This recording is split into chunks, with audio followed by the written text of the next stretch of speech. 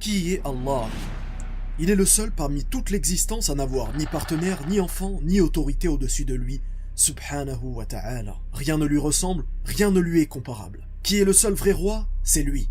Il donne la vie, il donne la mort, et en réalité, ni pouvoir, ni force, ni influence n'existent en dehors de lui. Il est celui qui a créé toute la complexité de l'existence, le visible et l'invisible, le monde et tout ce qu'il renferme. Il a envoyé des messagers et prophètes afin d'appeler l'humanité au monothéisme pur, le tawhid. Ceci afin qu'il n'y ait pas d'adoration, de croyance et de culte en dehors de lui. Il n'y a aucune contrée, aucune nation, aucun peuple sur cette terre qui n'ait pas bénéficié de l'envoi d'un messager. Tout ceci afin d'unifier Allah, l'unique, et d'abandonner les fausses croyances. Ce message essentiel a été préservé en islam comme il ne l'a jamais été auparavant. Non pas parce que le message est différent, mais parce que le dernier des messagers est bel et bien le prophète Muhammad sallallahu alayhi wa sallam, prophète de l'humanité. La plupart des gens se posent une question simple.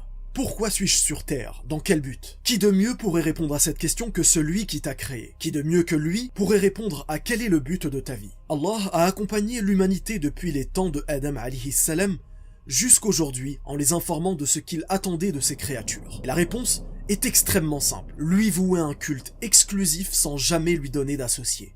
En réalité, nous savons tous que cette vie est un test du Créateur. C'est pour ceci que nous sommes nés et c'est pour ceci que nous mourrons. Dans la vie après la mort, sachez que personne ne mourra une deuxième fois. Bonne ou mauvaise personne, notre vie dans l'au-delà dépendra des actions que nous aurons fait pendant ce test qu'est la vie présente.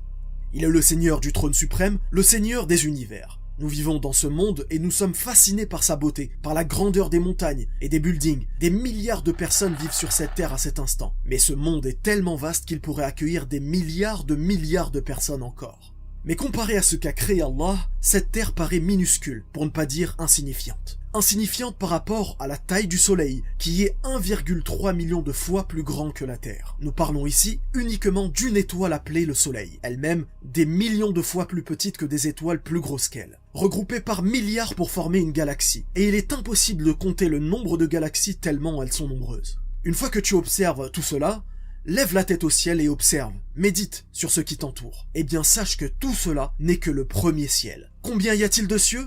7, séparés par des années-lumière les uns des autres. Mais qu'y a-t-il au-delà du 7e ciel? Eh bien, ceux qui connaissent Ayat al-Kursi savent ce qui s'y trouve. Le trône d'Allah se trouve au-dessus de tous ces cieux. Eh bien, sachez que tout ce que nous venons d'évoquer en termes d'étoiles, de galaxies et de cieux est insignifiant par rapport au trône d'Allah subhanahu wa ta'ala. Que nous enseigne le prophète sallallahu alayhi wa sallam à ce sujet? D'après Abu Dhar, radiyallahu anhu, le prophète sallallahu alayhi wa sallam a dit: les 7 cieux comparés au Kursi ne sont que comme un anneau de fer jeté dans un désert. Et la grandeur du trône par rapport au Kursi est comme celle de ce désert par rapport à cet anneau de fer. Ne vous y trompez pas, El-Kursi ne signifie pas trône, mais la signification qui s'en rapproche le plus est repose-pied. Notre esprit est trop limité pour pouvoir imaginer une telle grandeur. Croyez-vous que nous disons Allahu Akbar, Dieu est grand en vain? Non.